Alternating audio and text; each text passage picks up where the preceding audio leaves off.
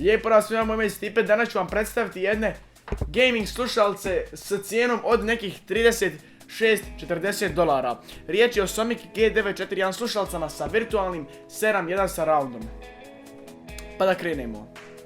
Danas za razliku od prethodnih recenzija nećemo krenuti s unboxingom jer su slušalce došle u nekakvoj pa rastrganoj kutiji jer je carina nježno rukovala s paketom.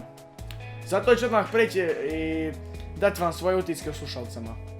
Prvo želim istaknuti da je dizajn slušalica odlično napravljen. Sviđa mi se kombinacija bijelo-crne boje, iako sa strana imamo naravno nekakav LED crveni Sonic logo, koji se meni osobno ne sviđa jer ne ide crvena boja sa bijelom.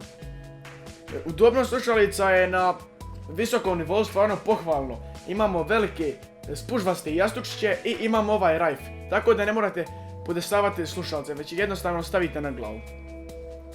Kao gamerski headset naravno valja istaknuti i mikrofon koji se nalazi na lijevoj slušalci. Jednostavno se uključuje samo da ga povučete na vama željeni nivo te ga savijete prema vašim potrebama. Kabel je gumiran što je dobro za vidjeti kod ovih kineskih slušalica, te ova konzola, ako mogu tako da je nazovem, sadrži ovaj jedan veliki dio za pojačavati i smanjivati buku. Odnosno buku muzike, igrica, tih gluposti.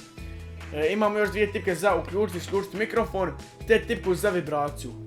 Tako je, ove slušalice imaju tu neku vibraciju koju ja osobno ne volim kod slušalica, mada vibracija djeluje odlično. Također i kad slušate neku muziku pa na basu vam također malo tuče vibracija.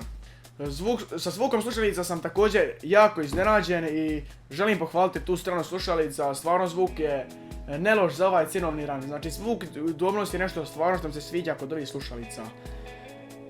Posebno je to također što se nemaju 2-3,5 mm džeka, već se priključuju na USB. Što meni osobno nije drago, draže mi je na 3,5 mm džek. Jer ne možete priključiti na mobitel ako želite slušati, ali to je napravljeno zbog vibracija i vibracije, mikrofon i jednostavno zvuk, sve ide preko USB-a. Slušalce možete naručiti sa stranice TomTop, link će biti u opisu. Cijena slušalica je $36,29. Da kažem još nešto o zvuku. Stvarno je dobro napravljen, niski tonovi se možda i ne čuju tako dobro, dok bas je stvarno dobro odrađen. U gamingu isto nemam zamjerke, sve mi se sviđa. Jedino kažem ta vibracija, meni se ne sviđa, sad to je uvijek isključena, ako vi volite, samo je uključite naravno. Dizajn dobar, udobnost stvarno pohvalna i zvuk vrhunski. Iako nije to neki 7.1 kao što oni pišu, jer 7.1 slušalce koštaju oko 100 eura pa nadalje. Ali sve u svemu, neke obične gaming slušalce može proći, preporučavam. Također gamerima je bitan i sam kvalitet mikrofona, tako da ćemo to sada testirati. Pokrenut ću program Audacity, slušalce su spojene, tako da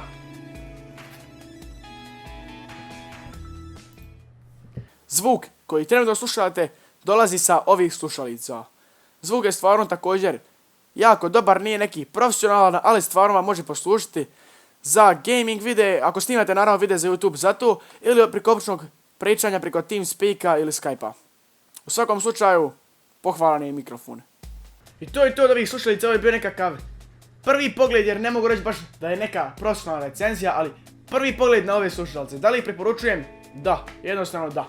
Moje ime je Stipe, hvala što ste gledali ovaj video i što pratite i podržavate moj rad. Pretplatite se na kanal jer uskoro dolazu još bolje i zanimljivije recenzije. Pozdrav!